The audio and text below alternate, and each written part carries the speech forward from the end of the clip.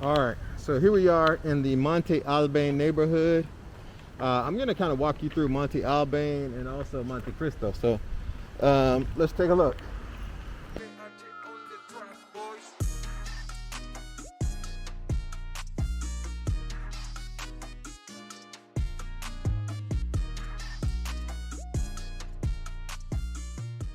So one of the cool things about being here in Merida is, let me see if I can get that. Two things. One is you can always tell kind of what neighborhood you're in, because on the bottom of the stop sign, and I know it's probably a flip, but on the bottom of the stop sign it gives you the street, and it also gives you the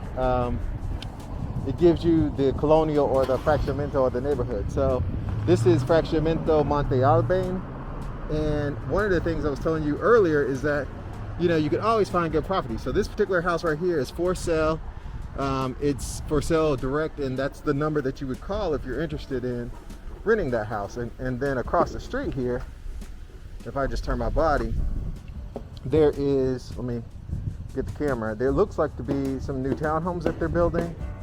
And then there's some condos across the way here that are also for sale. So the cool thing about it is if you just drive these little back streets, like this is literally a back street, you can find some cool stuff. And these are some apartment homes that are also for sale and for rent. So one of my biggest suggestions is, if you are trying to find a place, is get an Airbnb for a couple of weeks and then drive neighborhoods, because that's how I see all of the cool stuff. I just found my friend a really cool home because I was walking the neighborhood. So that's why I decided to bring you guys along, is so that you can actually see some of these cool neighborhoods that I've seen while walking around. And I often will stop and take pictures and of the phone number. So this one's for sale or for rent in this cool apartment complex. But as we're looking for a house to probably purchase, I am definitely going to be using this strategy to find that place, because many of the homes that you see will not actually appear on any website. So check out this house over here to my right. It is not for sale, but it is absolutely dope. So as I'm walking by, you can just see, like, this is a property.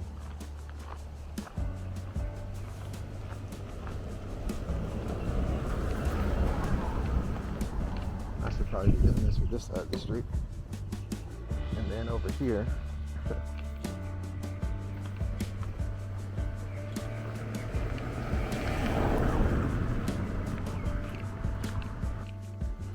one of the things I like about this neighborhood, and also my neighborhood, is it doesn't appear to be a neighborhood where people cut through a lot. And so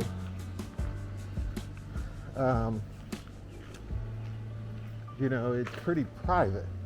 So here are some homes that are for, I think they're maybe townhomes. They're for sale and for rent on the right hand side. And the reason I think they're probably townhomes is that they're broken up like 44A, 42B, etc. So this is a Pravada.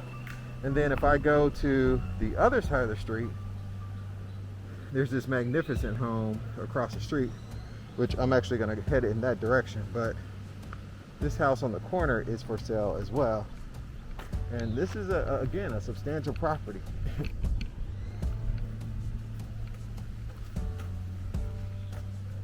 Let me get it where my mug isn't in the picture. But that is a substantial property over there.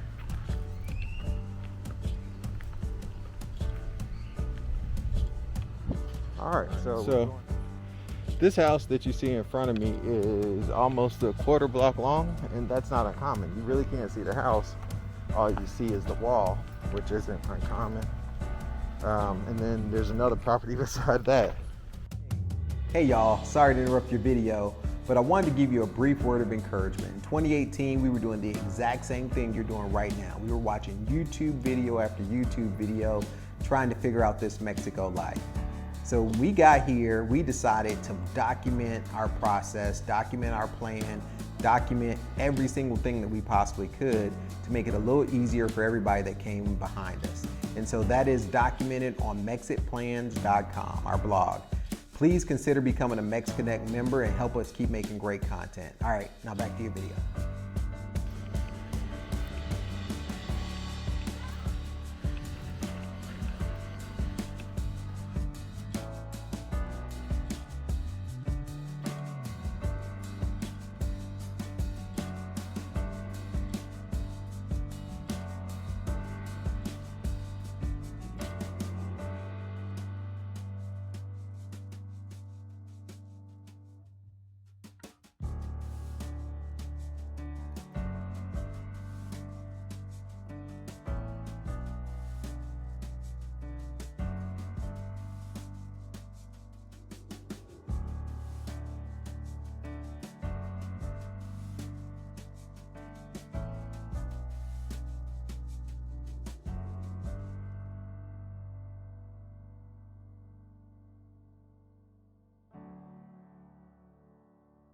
The other thing about wearing a mask today is I don't look as big of a weirdo talking to the camera as I'm walking down the street. I'm sure it still looks weird with them walking around the camera on my shoulder, but it is definitely not as weird as me just walking and running my talk, moving my lips. About the weather here in Merida, but I will tell you that, you know, from November to March, it cannot be beat. It is beautiful. Now it gets a little warmer. April, May, June, July, August, like you'll feel like you're melting, but it's worth it when you get to November to March.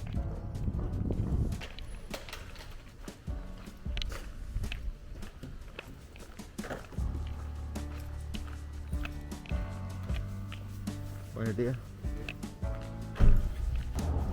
All right, so on the left-hand side here, we're coming up, you'll see, let me flip to the side. Over here, you can see exactly what I was talking about. Here's a home. This is, the number is 386. This house is for rent. The number is 999-947-0575. Beautiful home from what I can tell from the outside. Looks like they're doing some work. They just put down new gravel. And this is the example of some things that you'll find, you know, here in Merida. I don't know what the house looks like on the inside, but the next step would simply be to call. You know, you found the neighborhood, you found the house for rent. The next step is simply to call it and say, hey, I want to make an appointment. Obviously, you would have to do that in Spanish. But sometimes you get lucky and there's an English-speaking person. But that's how you find a house. That's the best way to find a home here in Merida, because there really is not a central MLS system or real estate system, and so it's kind of a bit of the wild, wild west. And this is the way I recommend people find homes, because you get, you know, that's someone local advertising their house. This is actually on Calle 41A. You may find this house on some, you might find that house on a